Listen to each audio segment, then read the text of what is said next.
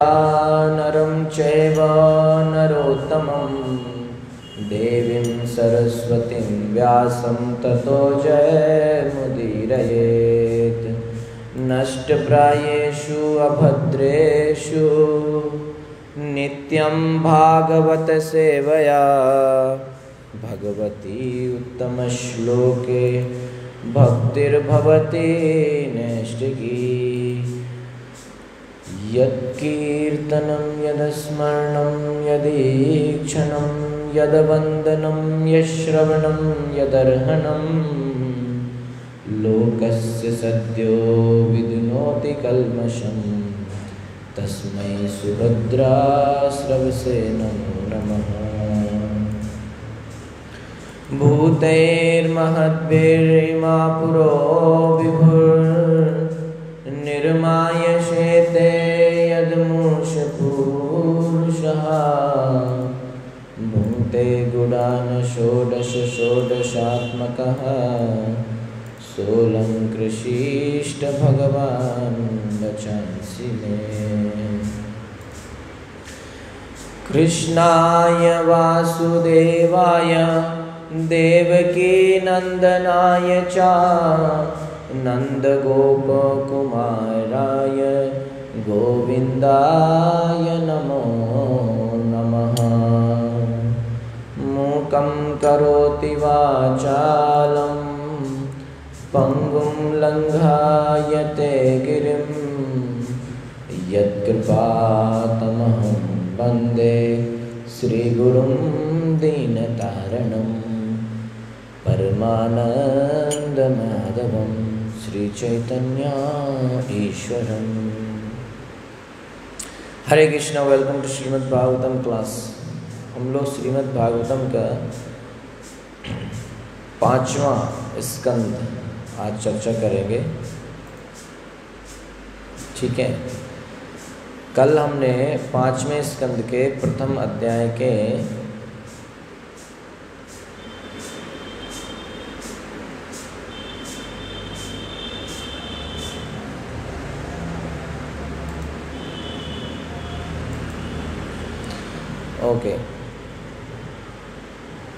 तो अध्याय 5 स्कंद 5 का जो है हमने कल 4 श्लोक तक किया था। अध्याय 1 स्कंद 5 अध्याय 1 श्लोक संख्या 4 तक कल हमने किया था। ठीक है, तो यहाँ पर 1 से लेके 4 तक परीक्षित महाराज ने 2 प्रश्न पूछे। पहला प्रश्न पूछा कि महाराज प्रियव्रत जो कि आत्माराम हैं, जो कि एक बहुत बड़े भक्त थे, वो भगवान की आत्म साक्षात्कार का विधि छोड़ के गृहस्थ जीवन में कैसे लग गए, गृहस्थ जीवन में कैसे भोग किया। दूसरा प्रश्न किया कि गृहस्थ जीवन में लगे हुए कृष्णे च मतिर् अच्युता, उन्होंने कृष्ण भक्ति में भी परफेक्शन पूर्णता कैसे प्राप्त की। अपनी पत्नी बच्चे घर से आसक्त रहते हुए उन्होंने कृष्ण भक्ति में पूर्णता कैसे प्राप्त करी। तो सुखदेव गोस्वामी इसका उत्तर देंगे 5वें श्लोक से। तो 5वें श्लोक 5वां 6वां 2 श्लोकों में सुखदेव गोस्वामी प्रश्न का उत्तर दे रहे हैं।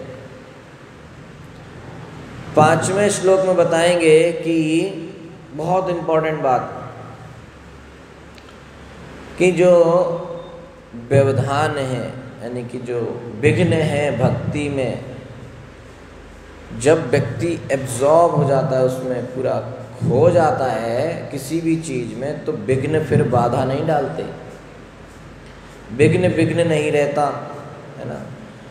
और 6वें श्लोक में बताएंगे वो एब्जॉर्प्शन होता क्या है, यानी कि वो खो जाना, भक्ति में लीन हो जाना, उसे वो क्या चीज़ है। ठीक है, ये 2 श्लोक हैं। तो 5वां श्लोक हम लोग करेंगे। श्री शुक उवाच पाठमुक्तं भगवत उत्तम श्लोकस्य श्रीमच्चरणारविन्दमकरन्दस् आविशेत चेतसो भागवत रमहंस दैत कथा किंचित अंतराय विहितां स्वाम शिवतमा पदवीं न प्रायेण हिन्वन्ति।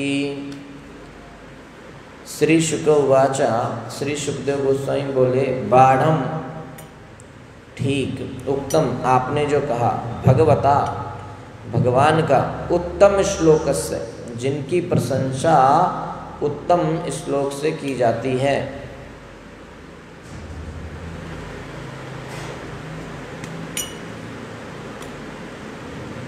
ओके, श्रीमद चरणारविंद अत्यंत सुंदर सुशोभित सुरभित कमल पुष्पों के समान चरणों का मकरंद मधु रसे अमृत में आवेशित डुबोया हुआ सराबोर चेतसः जिनके हृदय भागवत भक्तों की परमहंस मुक्त पुरुष दैत रुचिकर मनोहारी कथाम यशोगान किंचित कभी कभी अंतराया अवरोधों से विहताम अवरुद्ध स्वाम अपने शिव तमाम अत्यंत शुभ पदवीम पद को ना नहीं प्रायण प्राय हिन्वंती त्यागते हैं।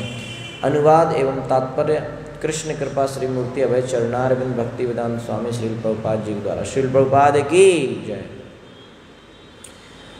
श्री शुक्ला उवाचा, श्री सुखदेव गोस्वामी ने कहा, बाढ़म मुक्तम भगवत उत्तम श्लोकस्य श्रीमच्चरणारविंद मकरंदस्य मकरंद रस आवेशित चेतसो भागवता। तुम्हारा कथन सही है हे परीक्षित महाराज, आप जो कह रहे हैं वो सत्य बात है। ब्रह्मा के समान सिद्ध पुरुषों के द्वारा दिव्य श्लोकों से प्रशंसित उत्तम श्लोकस्य ब्रह्मा जी के समान सिद्ध पुरुष के द्वारा प्रशंसा जिनकी होती है उन, और कैसे होती है, दिव्य श्लोकों से, किनकी, कृष्ण, इसलिए उनका नाम है उत्तम श्लोक। तो ऐसे दिव्य श्लोकों से प्रशंसित भगवान की कीर्ति परम भक्तों तथा मुक्त पुरुषों के लिए अत्यंत मनोहारी है। जो भगवान के चरण कमलों के अमृत तुल्य मधु में अनुरक्त हैं। श्रीमद चरणारविंद, भगवान के चरणों के कमल, चरण कमल मकरंद का रस, भगवान के चरण कमल रूप, भगवान के कमल रूपी चरणों के मकरंद रस को प्राप्त करने वाले भगवान के जो भक्त हैं वो उसमें अनुरक्त रहते हैं। भगवान के चरण कमलों के अमृत तुल्य मधु में अनुरक्त हैं तथा आवेशित चेतसो भागवत रमहंस दैत कथाम किंचिदंतराय विहिताम स्वाम शिव तमाम पदवीम न प्रायेण हिन्वंती, तथा जिसका मन सदैव उनकी कीर्ति में लीन रहता है। जिसके चरण कमल भगवान के चरण कमलों के अमृत तुल्य मधु में अनुरक्त है तथा जिसका मन सदैव उनकी कीर्ति में लीन रहता है, वह भले ही कभी कभी किसी बाधा से रुक जाए, किंचित कभी कभी हो सकता है कि वो किन्हीं बाधाओं से रुक जाए, किंतु जिस परम पद को उसने प्राप्त किया है उसे वह कभी नहीं छोड़ता। ये है इम्पोर्टेंट बात कि जिस व्यक्ति ने भगवान के चरण कमल को प्राप्त कर लिया है, जिसका मन उनकी कीर्ति में लगा हुआ है, कृष्ण कथा में लगा हुआ है, कीर्तन में लगा हुआ है, उसके जीवन में हो सकता है कभी कोई बाधा आए और भक्ति में वो थोड़ा रुक जाए, लेकिन जो उसने पद प्राप्त कर लिया है वह उसे कभी नहीं छोड़ता। जो उस भक्ति में लीन हो गया है, कृष्ण कीर्तन में लीन हो गया है, वो थोड़ा बहुत बीच में रुक सकता है, लेकिन वो हमेशा के लिए नहीं रुकेगा। उसका जो पद है वो वही रहेगा।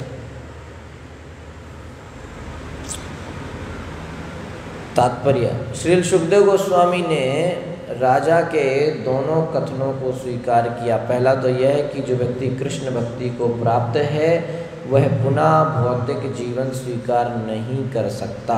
और दूसरा यह है कि जिसने एक बार भौतिक जीवन स्वीकार कर लिया है वह कभी भी अपने जीवन में कृष्ण भक्ति ग्रहण नहीं कर सकता।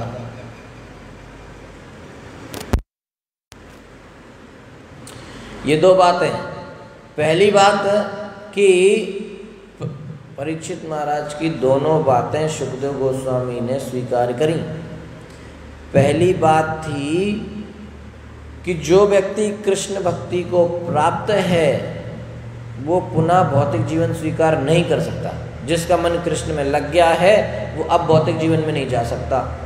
और दूसरा कि जिसने एक बार भौतिक जीवन स्वीकार कर लिया है, भौतिक जीवन में जो लग गया है, वो कभी अपने जीवन में कृष्ण भक्ति ग्रहण नहीं कर सकता। श्री सुखदेव गोस्वामी ने इस दोनों कथनों को स्वीकार तो कर लिया, किंतु साथ ही साथ ये स्पष्ट भी कर दिया कि जिस व्यक्ति ने पहले भगवान की कीर्ति मन से स्वीकार की है, मतलब वो दोनों बातें सही है, लेकिन साथ ही साथ ये भी स्पष्ट कर रहे हैं श्री सुखदेव गोस्वामी कि जिस व्यक्ति ने पहले भगवान की कीर्ति मन से स्वीकार की है वह कभी कभी बाधाओं से प्रभावित हो सकता है, किंतु तो भी वह अपनी उच्च भक्ति के पद को नहीं छोड़ पाता।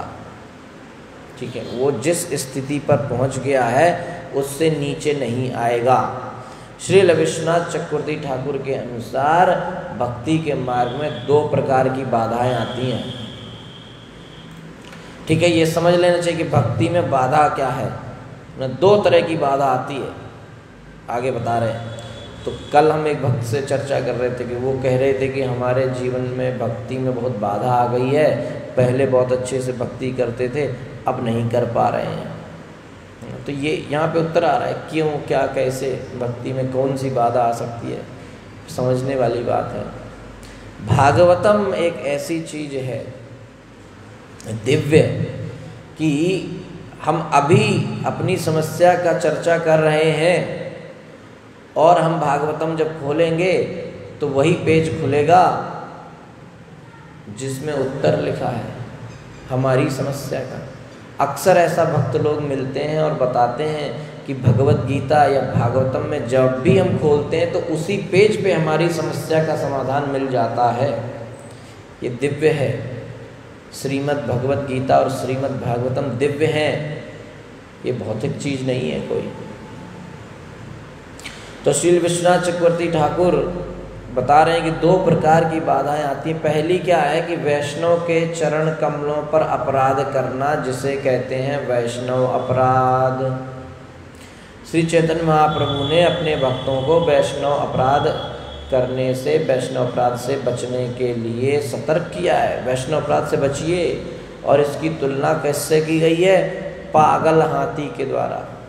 प्रमत्त हाथी, हाथी बड़ा खतरनाक होता है लेकिन तो इस तरह से महाप्रभु समझाते हैं कि जब कोई पागल हाथी, प्रमत्त हाथी किसी सुंदर बगीचे में घुस जाता है, उद्यान में घुस जाता है, तो वह प्रत्येक वस्तु को विनष्ट करके खेत को उजाड़ देता है। किसी बगीचे में हाथी घुस जाए तो ही बर्बाद हो जाएगा, फिर पागल हाथी हो।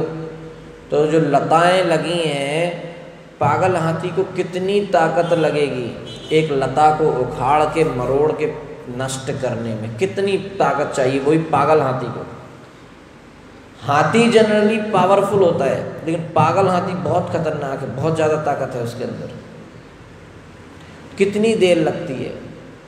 तो जब कोई पागल हाथी किसी बगीचे में जाता है तो नष्ट कर देता है। इसी तरीके से वैष्णव अपराध, ये पागल हाथी है। वैष्णव अपराध की शक्ति इतनी ज़्यादा है, इतनी प्रबल है कि बड़ा से बड़ा भक्त भी अपराध करने पर अपनी आध्यात्मिक संपत्ति खो देता है। बड़े से बड़ा भक्त भी अगर वैष्णव अपराध करेगा तो उसकी आध्यात्मिक जो कुछ भी उसने कमाया है वो नष्ट हो सकता है। ठीक है, भक्ति लता जो होती है उसको, भक्ति की लता उग रही है धीरे धीरे, छोटी सी है अभी हमारी भक्ति, तो उस भक्ति लता को वैष्णव, भक्ति रूपी लता को ये वैष्णव अपराध रूपी पागल हाथी एक क्षण में खत्म कर सकता है। क्योंकि कृष्ण भक्ति शाश्वत है, इसलिए अतः इसे पूर्णतया विनष्ट नहीं किया जा सकता, किंतु इसकी प्रगति को कुछ काल के लिए रोका तो जा ही सकता है। ये है कि अब वैष्णव भक्ति क्या है कि नष्ट तो नहीं की जाएगी पूरी तरह से, शाश्वत है ना, एटर्नल है। जो भी भक्ति कर लिया वो एटर्नल रहती है, वो वहीं तक रहती है, लेकिन रुकावट आ जाती है, व्यवधान आ जाता है। इस प्रकार वैष्णव अपराध भक्ति के मार्ग में पहली बाधा है। तो कई बार हम वैष्णव अपराध हो जाता है ना, जाने अनजाने में, इसलिए ध्यान रखना चाहिए, सोच समझ के हर काम करना चाहिए कि कहीं वैष्णव अपराध ना हो जाए। तो किंतु आगे प्रभुपाद जी कह रहे हैं, किंतु कभी कभी भगवान या उनके भक्त अपनी किसी की भक्ति को जानबूझकर अवरुद्ध करना चाहते हैं। तो वैष्णव अपराध भक्ति के मार्ग में पहली बाधा है, किंतु कभी कभी भगवान या उनके भक्त अपने किसी की भक्ति को जानबूझकर अवरुद्ध करना चाहते हैं। उदाहरण के लिए हिरण्यकश्यपु तथा हिरण्याक्ष पूर्व जन्म में क्या थे? जय विजय नामक वैकुंठ के द्वारपाल थे, किंतु भगवत इच्छा से वे 3 जन्मों तक उनके शत्रु बने रहे। ठीक है कि नहीं? रावण, कुंभकर्ण, हिरण्यकश्यपु, हिरण्याक्ष, रावण, कुंभकर्ण, फिर शिशुपाल, दंतवक्र, 3 जन्मों तक। इस प्रकार भगवत इच्छा दूसरे प्रकार की बाधा है। तो 2 तरह की बाधा, पहली बाधा भक्ति में क्या है? वैष्णव अपराध, और दूसरी बाधा है भगवत इच्छा। किंतु दोनों ही दशाओं में एक बार कृष्ण भक्ति प्राप्त कर लेने के बाद विशुद्ध भक्त विनष्ट नहीं होता। एक बार जो कृष्ण भक्ति के स्तर तक आ गया, जिस भी स्तर तक आया हो, वो विनष्ट नहीं होगा। अपने गुरुजनों स्वयंभू मनु तथा ब्रह्मा जी के आदेश से प्रियव्रत महाराज ने गृहस्थ जीवन स्वीकार किया था, किंतु इसका अर्थ यह नहीं है कि भक्ति योग के पद से उसको हाथ धोना पड़ा। चूँकि स्वयंभू मनु और ब्रह्मा जी उनके गुरुजन हैं, वरिष्ठ वैष्णव हैं, परिवार में भी उनके वरिष्ठ हैं, तो इस हिसाब से कृष्ण उनकी जो भक्ति योग था वो नष्ट नहीं हुआ। भले वो आ गए, लेकिन वो चीज़ नष्ट नहीं हुई।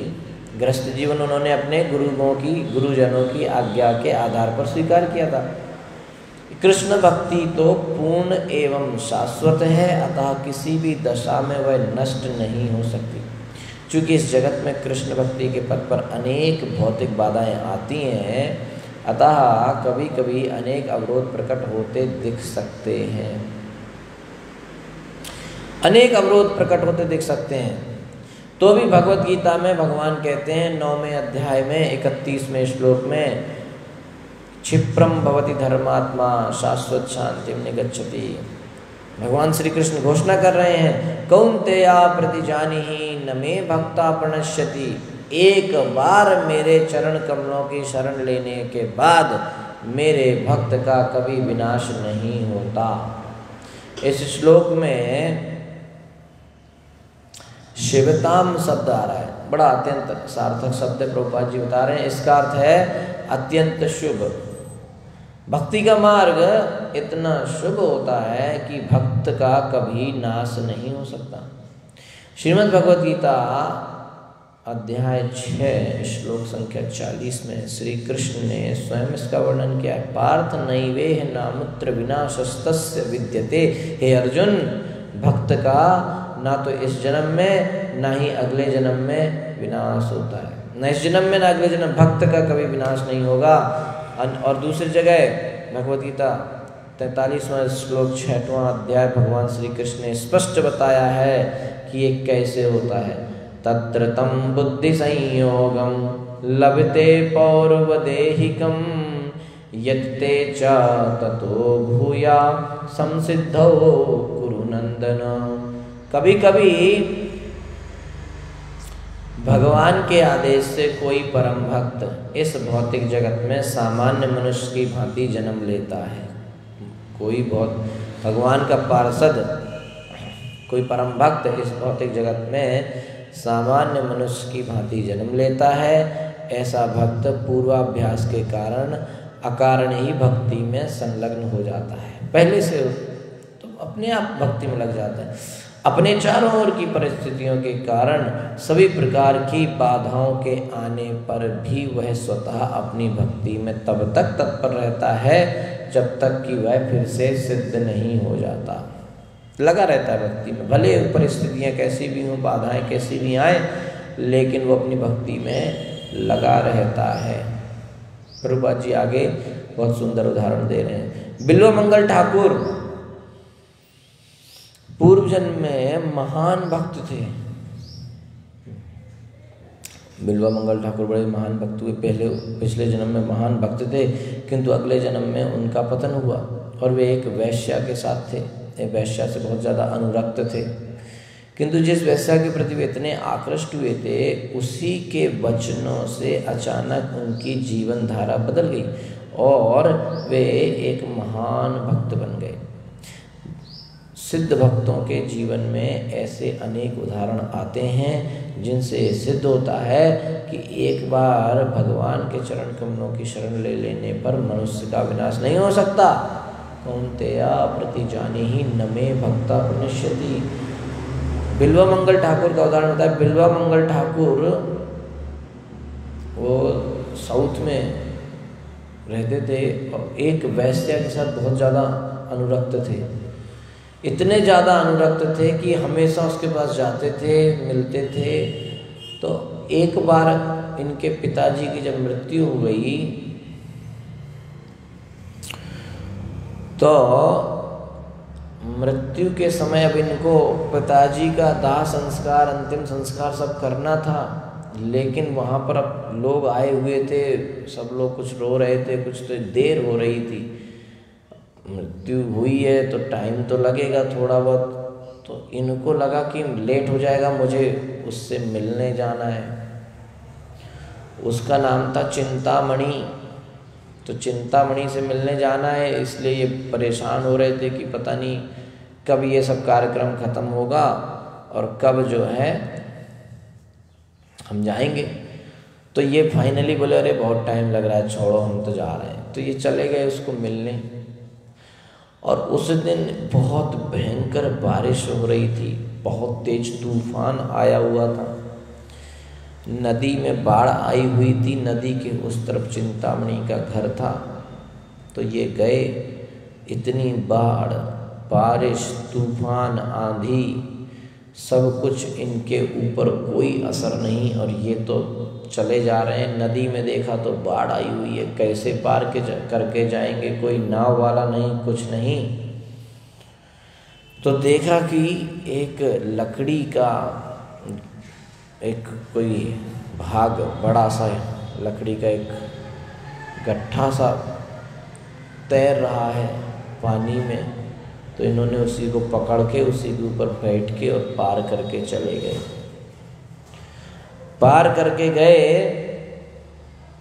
तो जब पार करके उस तरफ देखा तो पता चला कि वो तो वास्तव में लकड़ी नहीं थी, वो डेड बॉडी थी, मृत शरीर नदी में तैर रहा था, वो था। तो इनको समझे भी नहीं आया, इतना ये आवेश में थे। अब वहाँ गए तो वहाँ पर बहुत तेज़ बारिश हो रही थी। चिंतामणि का तो घर बंद था, तो काफ़ी खुलवाने का प्रयास किया लेकिन कोई आवाज़ नहीं आई। इतनी आंधी तूफान में तो खिड़की से देखा ऊपर, तो खिड़की खुली थी। तो इनको लगा शायद हमारे लिए खोल के रखा है, तो उसमें एक रस्सी लटक रही थी। तो इन्होंने कहा अरे तो रस्सी भी लटकाई है, इसका मतलब यहीं से आने को बोल रहे हैं। तो वो रस्सी पकड़ के खिड़की से अंदर जंप करके चले गए। तो जब अंदर पहुँचे तो चिंतामणि जो वैश्या थी वो बिल्कुल परेशान हो गए कि इतनी बारिश तूफान में तुम कहाँ से आए। तो कहता अरे मैं तुमको मिलने आया। तो कहती है कि कैसे, इसमें खिड़की में कैसे चढ़े। तो बोला तुमने तो रस्सी लटकाई थी। तो बोला मैंने कब रस्सी लटकाई। तो चिंतामणि ने जाके देखा तो वो रस्सी नहीं थी, वो सांप था, एक लंबा सांप। तो उस सांप को पकड़ के वो आ गए। उनको ये भी नहीं पता कि सांप है, ये डेड बॉडी है, क्या है।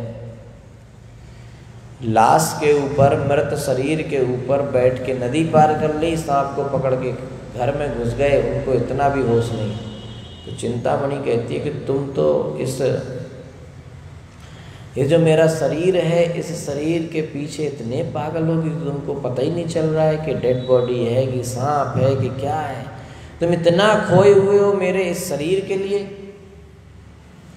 ये शरीर तो एक दिन बूढ़ा हो जाएगा, तब क्या करोगे। इस नश्वर शरीर के लिए तुम इतना पागल हो, महामूर्ख हो तुम। चिंतामणि वैश्या उनको शिक्षा दे रही थी। कहती हैं ये जो शरीर है इस पे तुम इतना पागल हो। इतना पागल तो अगर तुम मुकुंद मुरारी गोविंद के प्रति, अगर कृष्ण के प्रति इतना पागल हो जाओगे, इतना पागलपन कृष्ण के लिए होता तो तुम्हारा जीवन उद्धार हो जाता। इसी जीवन में तुम्हारा उद्धार हो जाता अगर तुमने इतना पागलपन कृष्ण के लिए पाल लिया होता। तो बिल्वा मंगल ठाकुर को बात चुभ गई और बिल्वा मंगल ठाकुर एकदम से वहां से निकल के चले गए वृंदावन की ओर। बस अब कृष्ण को ही ढूंढना है, कृष्ण से ही मिलना है। तो वो चले गए कृष्ण की तरफ, कृष्ण से मिलने वृंदावन की तरफ। तो रास्ते में गए, वहाँ पे पहले एक गुरु से मिले, दीक्षा लिया, काफ़ी कुछ। तो इस तरीके से आगे जो है, जब वृंदावन जा रहे थे तो उस समय फिर उनको एक जगह एक स्त्री, एक नदी किनारे बैठे थे तो वहाँ कुछ स्त्रियाँ आई थी पानी भरने, स्नान करने। तो एक स्त्री को देख के उनकी फिर उनको डिस्टर्बेंस हुआ और वो अपने आप को रोक नहीं पाए और उस स्त्री को पीछे पीछे जाते गए फॉलो करते हुए। तो वो स्त्री को बड़ा डर लगा, वो तेज तेज जाके अपने घर पहुंची, एकदम से अंदर चली गई। तो ये भी घर पहुंच गए और घर पे नॉक कर दिया, खटखटा दिया। तो वो स्त्री ने अपने पति को बताया, ब्राह्मण को, कि भाई ऐसे एक ब्राह्मण है। अब जब बिल्वा मंगल ठाकुर जा तो रहे थे वृंदावन, तो पूरा साधु का वेश था। तो उन्होंने बताया कि ऐसे एक व्यक्ति है, तो वो मेरे पीछे पड़ गया है, साधु है, समझ में नहीं आ रहा है, तो देखो। तो उसके पति ने, ब्राह्मण ने कहा कि चलो देखते हैं क्या है, उसको कुछ चाहिए है, क्या है उसकी समस्या, गेट तो खोलना चाहिए। तो गेट खोला तो अंदर बुलाया, तो पूछा कि आप हमारे यहाँ अतिथि हैं, आपकी बताइए हम क्या सेवा कर सकते हैं। तो बिल्वा मंगल ठाकुर ने कहा कि मुझे बस एक ही चीज़ चाहिए कि मैं आपके पत्नी के साथ मेरे को अकेले छोड़ दो एक कमरे में। तो उसके पति ने सोचा ये कैसा साधु है यार, इसका क्या है। तो बोला कोई बात नहीं, मैं अपनी पत्नी से पूछ के बताता हूँ।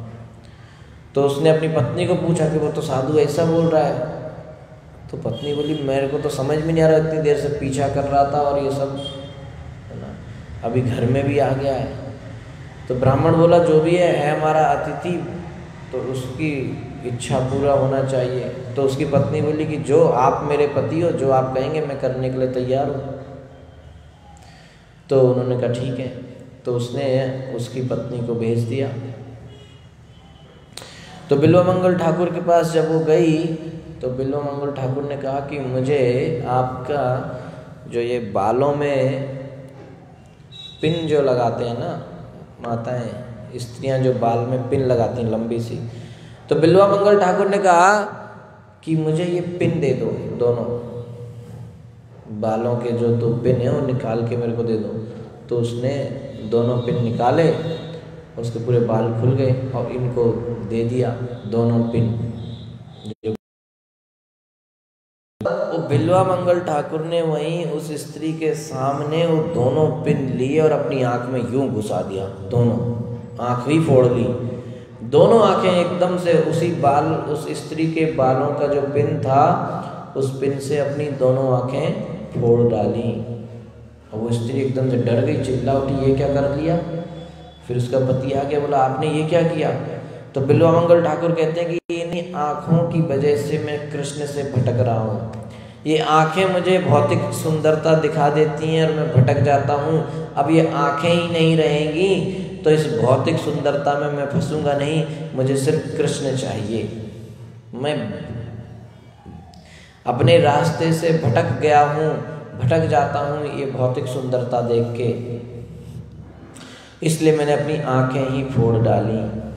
इस तरीके से बिल्वा मंगल ठाकुर वहाँ से निकले। अब वो पूरी तरीके से अंधे हो चुके थे। वहाँ से निकल के गए वृंदावन की ओर ढूंढते हुए, पूछते पूछते। तो एक दिन इसी तरह से पूछते पूछते वो जो है, उनको समझ में नहीं आ रहा था किधर वृंदावन है। तो एक बच्चा आके बोला, बाबा मैं तुमको बताता हूँ वृंदावन किधर है, मैं वृंदावन की तरफ ही जा रहा हूँ। तो उनको लेके जो है कहना कि मेरा पीछा करते करते आओ, मेरी आवाज़ सुनते सुनते आ जाओ। तो चले गए उनकी आवाज़ सुनते सुनते और वृंदावन पहुंच गए। तो उससे पूछा कि बेटे तुम कौन हो। तो कहता मैं पास के गांव का ग्वाला हूँ, यहाँ गैया चराने आता हूँ। देखा कि तुम अंधे बाबा यहाँ पर परेशान हो रहे हो तो मैंने तुम्हें रास्ता दिखा दिया। तो बिल्वा मंगल ठाकुर बोले अच्छा ठीक है। तो बिल्वा मंगल ठाकुर को वो बच्चा रोज दूध पिलाता था, वहीं रहता था, उनका सेवा वेवा करता था और ये उसको भजन सुनाते थे। तो बैठ के भजन सुनता था और बिल्वा मंगल ठाकुर भजन गाते थे। तो इस तरीके से बिल्वा मंगल ठाकुर ने एक दिन जब उनको छुआ तो उनको समझ में आया कि ये वास्तव में स्वयं कृष्ण है। तो उनको बोले कि तुम कौन हो। तो बोला अरे मैं यहीं पास के गांव का ग्वाला, रोज तो आता हूँ आपके पास। तो बोला नहीं तुम सही बताओ तुम कौन हो। तो भगवान कृष्ण थे वो। कृष्ण समझ गए कि बिल्वा मंगल ठाकुर को पता चल गया है कि मैं रोज इनके भजन सुनने यहाँ आता हूँ। तो तुरंत बिल्वा मंगल ठाकुर ने कहा कि नहीं तुम बताओ तुम कौन हो, तुम कन्हैया हो ना। तो कृष्ण कहते नहीं नहीं नहीं और हाथ छुड़ा के भाग गए वहाँ से। तो बिल्वा मंगल ठाकुर कहते हैं हाथ छुड़ा के जा रहे हो, मैं बेचारा बूढ़ा अंधा आदमी हूँ, तुम मेरे ऊपर अपनी ताकत दिखा रहे हो। तो बिल्वा मंगल ठाकुर कहते हैं हाथ छुड़ा के जय रहियो, हृदय से जाओ तो जानो।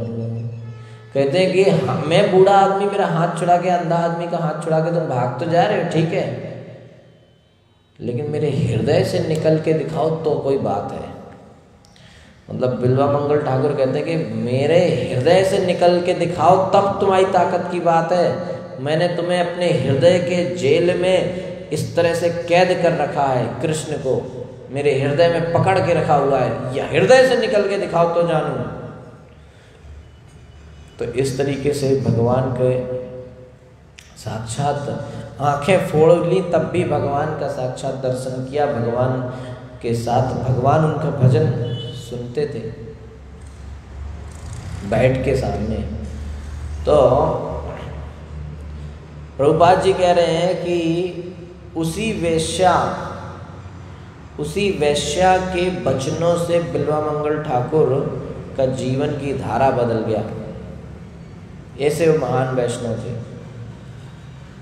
तो ऐसे अनेक उदाहरण हैं जिनसे सिद्ध होता है कि एक बार पिछले जन्म में भगवान के भक्त थे। बिल्वा मंगल ठाकुर पिछले जन्म में भगवान के भक्त थे। तो इन्होंने एक बार ये सोचा था कि एक भंडारा कराना है, तो भंडारा कराने के लिए पैसा नहीं मिल रहा था। तो इन्होंने सोचा क्या करें क्या नहीं करें, कैसे हो। तो इन्होंने देखा कि राजकुमारी, राजा की बेटी राजकुमारी की मृत्यु हुई है और उस डेड बॉडी को बहुत ज़्यादा सजाया गया है और सजा के क्या उसके ऊपर बहुत सारे गहने वहने भी चढ़ाए गए हैं। तो ये इसने सोचा कि चलो अच्छा है, तो उसकी जो कब्र बनाई वहीं पर वो गहने वहने सब लगा दिए गए, समाधि जो बनी राजा की बेटी की। तो इसने सोचा रात को जाके समाधि खोद के और गहने निकाल लूँगा और इससे भंडारा करवाऊँगा, साधुओं को खिलाऊँगा। तो ये जब वहाँ गए खोदने तो वो लड़की जो थी उसकी आत्मा वहाँ पे थी, मुक्ति नहीं हुई थी उसकी, तो वो आत्मा वहीं भटक रही थी। तो वो प्रकट हो गई उसके सामने। अब बोली कि तुम क्या कर रहे हो? तो उसने कहा कि मैं यहाँ पर ये सोना निकाल रहा हूँ, फालतू में यहाँ दबा के चले गए लोग बेमतलब में, अब मैं इसको जाके साधु की सेवा में लगाऊंगा। तो वो लड़की कहती है, आत्मा कहती है कि तुम ऐसा मत करो, तुम्हारा विचार अच्छा है कि तुम साधुओं को खिलाना चाहते हो, तो मैं तुम्हें आइडिया बताता हूँ। मेरे पिता राजा के पास जाओ और मैंने खुद कुछ धन वहाँ पे छुपा के रखा है, वो तुम ले लो। तो मेरा नाम बता देना। तो वो बोला कि राजा कैसे विश्वास करेगा, नहीं करेगा। तो बोली कि विश्वास कर लेगा, तुम बता देना कि मैंने तुम्हें बताया ना कि ये जगह रखी हो, किसी को नहीं पता। और जब तुम बताओगे कि इस जगह रखा है, उन्हें मिल जाएगा तो उन्हें विश्वास भी हो जाएगा, तो तुम्हें दे देंगे। तो उसने कहा चलो ठीक है। तो गया। तो राजा ने जब इस तरह से बात हुई तो राजा ने बताया तो उनको मिल गया वहाँ पे धन। तो राजा ने कहा, वाह, इसका मतलब तुमने मेरी बेटी से सही में बात करी है, उसकी आत्मा भटक रही है, उसकी मुक्ति के लिए ये धन साधुओं को खिलाना चाहिए, चलो दे दिया सारा धन। तो उन्होंने जो है अच्छे से भंडारा कराया। फिर कुछ लोग रह गए, बहुत लोग आए तो उन्होंने और लोगों को बुलाया, और लोगों को लगा कि और कराए। तो इस तरीके से वो फिर धन खत्म हो गया। तो फिर ने सोचा चलो अब ये ख़त्म हो गया तो वो जो समाधि पे रखा है वही ले आते हैं। तो वो लेने फिर चले गए। तो इस बार जब उस लड़की ने कहा कि ये अच्छी बात नहीं है, मैंने तुम्हारी ज़रूरत पूरी करी, अब तुम फिर भी यहाँ आ गए लेने, तो उस लड़की ने उसको शाप दे दिया, आत्मा ने। तो उस वजह से वो जो साधु था वो अगले जन्म में बिल्वा मंगल ठाकुर बना, और वो जो लड़की की आत्मा भटक रही थी वो अगले जन्म में चिंतामणि बनी वैश्या, और ये उससे अटैच रहता था, अनुरक्त रहता था। तो वही चिंतामणि ने फिर इसको फिर शिक्षा दिया कि तुम मुझ में मत जुड़ो, तुम जाके कृष्ण भक्ति में लगो, कृष्ण की सेवा में लगो, है कि नहीं। तो इस तरीके से भगवान कहते हैं कि वहाँ पे वो भटका, लेकिन बाद में उसको भक्ति फिर से वहीं से चालू हुई, मिल गई। तो भगवान इसलिए कह रहे हैं, कौन्तेया प्रतिजानी ही न मे भक्ता प्रणश्यति। तो भी वास्तविकता यही है, फिर भी इतना होने के बावजूद वास्तविकता तो यही है कि पापमय जीवन के फलों से पूर्णतया मुक्त होने पर ही कोई भक्त बनता है। भक्त तभी बनेगा जब सारे पाप नष्ट हो जाएंगे। भगवद गीता में भगवान श्री कृष्ण कहते हैं 7वें अध्याय में 28वें श्लोक में, येषां त्वान्तगतं पापं जनानां पुण्यकर्मणां ते द्वन्द्वमोह निर्मुक्ता भजन्ते मां दृढ़व्रता। जिन पुरुषों ने पिछले जन्मों में तथा इस जीवन में पुण्य कर्मों का आचरण किया है और जिनके संपूर्ण पाप नष्ट हो गए हैं, येषां त्वन्तगतं पापम, जिनके सारे पाप नष्ट हो गए हैं और पिछले जन्मों में पुण्य जनानाम पुण्य कर्मणाम, जिन्होंने पिछले जन्मों में पुण्य कर्म करे हैं, ते द्वंद्व मोह निर्मुक्ता, वे द्वंद्व मोह से मुक्त हुए, परम वो लोग द्वंद्व रूप मोह से मुक्त हो जाते हैं, और पुरुष निष्ठावान होकर निष्ठापूर्वक वो लोग मेरी सेवा करते हैं। वे द्वंद्व रूप मोह से मुक्त हुए पुरुष निष्ठापूर्वक मेरी सेवा करते हैं। भजन्ते माम दृढ़व्रता, दृढ़व्रत होके निष्ठापूर्वक होके भजन्ते माम, मेरा भजन करते हैं, श्रवण कीर्तन करते हैं। हरे कृष्णा कृष्णा कृष्णा हरे हरे, हरे राम राम राम हरे हरे। और दूसरी ओर प्रहलाद महाराज क्या कह रहे हैं भागवतम में, मतिर्न कृष्णे परत स्वतो वा मिथो विपद्येत गृहवृतानाम। जो व्यक्ति सांसारिक गृहस्थ जीवन में घर कुटुंब स्त्री संतान इत्यादि में अत्यधिक आसक्त है, वह कृष्ण भक्ति में विकास नहीं कर सकता, वो कृष्ण भक्ति में विकसित नहीं हो सकता।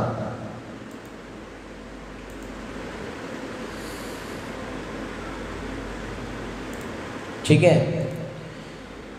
इन बाह्य रूपी विरोधाभास, इन बाह्य रूपी विरोधाभासों का समाधान एक भक्त के जीवन में भगवान के अनुग्रह से मिलता है। अतः भक्त को कभी मुक्ति के पथ से भ्रष्ट नहीं होना पड़ता। तो इसका वर्णन अगले श्लोक में, इसका वर्णन इस श्लोक में शिवताम पदवीन के रूप में किया गया है कि किसी भी तरीके का समस्या हो, विघ्न हो, पर भक्त को कभी भी भगवान की भक्त के ऊपर भगवान की ऐसी कृपा होती है कि वो अपने पथ से, उसकी जो भक्ति है वो नष्ट नहीं होगी। कौन्तेया प्रतिजानी न मे भक्ता प्रणश्यति।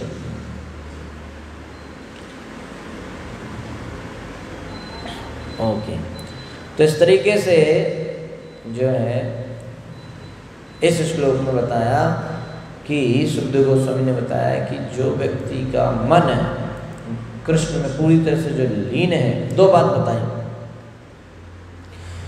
पहली चीज बताई श्रीमद चरणारविंद मकरंद रस, जो व्यक्ति भगवान के चरण कमलों से निकल रहे मकरंद रस से अटैच्ड होते हैं, मकरंद रस को पीने के आदी होते हैं।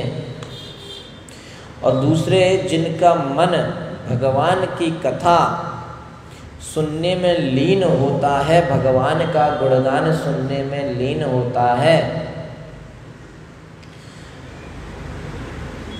जिनका मन भगवान के गुणगान में लीन है, ऐसा गुणगान, और वो गुणगान उनको प्रसन्न करता है, भक्तों को प्रसन्न करता है। आवेशित चेतसो भागवता परमहंस दैत्य कथाम, ऐसे भक्त जिनका मन कथा में लीन है, जो कृष्ण चरण में शरण लिए हुए हैं, वो कभी भी भक्ति की शिवताम पदवीन, जो उन्होंने भक्ति में पोजीशन प्राप्त करी है, वो उस पोजीशन से कभी भी नीचे नहीं आते, चाहे कितने भी विघ्न हो। ठीक है। तो यहाँ शॉर्ट में बताया कि एक भक्त का भक्ति कभी रुकता नहीं है, किसी समय के प्रभाव से, कर्म के प्रभाव से। और दो तरह से व्यवधान आ सकते हैं, एक तो वैष्णव अपराध करने की वजह से, ठीक है, और दूसरा भगवान की इच्छा। तो वैष्णव अपराध करने से जो भक्ति में विघ्न आता है, वो लंबे समय तक उस जो डिफिकल्टीज आ रही हैं, जो विघ्न आ रहा है भक्ति में, उस भक्ति में लंबे समय तक वो उस विघ्न को झेलेगा और फिर उससे निकल पाएगा। इसका उदाहरण है द्विविध गोरिल्ला। भागवतम 10वें स्कंद में 67वें अध्याय में उसकी कथा आती है, द्विविधा गोरिल्ला की, जिसको बलराम जी ने मारा। या फिर किसी परम वैष्णव, शुद्ध वैष्णव की कृपा से बहुत जल्दी जो है वो वैष्णव अपराध खत्म हो सकता है। बहुत लंबे समय तक उस विघ्न में पड़ा रहेगा और फिर वो अपने समाप्त होगा। है ना। कैसे समाप्त होगा वो वैष्णव अपराध, बड़े लंबे समय तक उस विघ्न को झेलना पड़ेगा। दूसरा तरीका है कि किसी शुद्ध वैष्णव की कृपा हो गई तो तुरंत खत्म हो जाएगा। महाराज रघुगुण 5वां स्कंद में 10वें अध्याय 14वें अध्याय तक उनकी कथा है, महाराज रघुगण की, भरत महाराज के भी आएगा आगे। और दूसरा व्यवधान भक्ति में आएगा, आता है भगवत इच्छा से। क्यों? भक्तों को प्रॉपर तरीका समझाने के लिए, है ना, प्रॉपर सही चीज़ क्या है। उदाहरण भरत महाराज, उनको समझाया कि आसक्ति नहीं रखनी किसी भी चीज़ से।